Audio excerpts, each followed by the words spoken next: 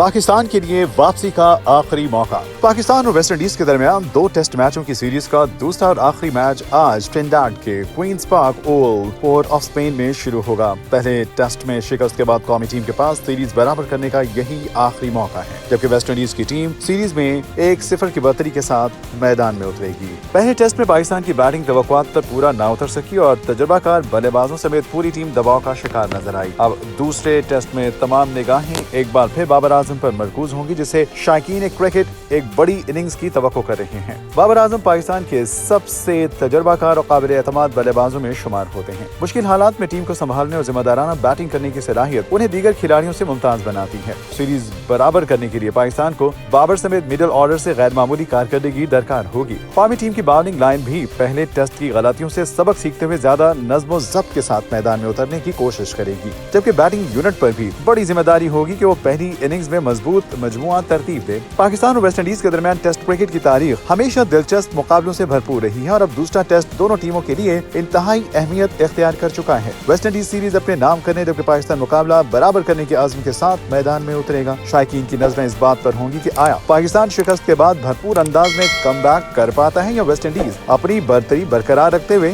Series جیتنے میں کامیاب ہو جاتا ہے۔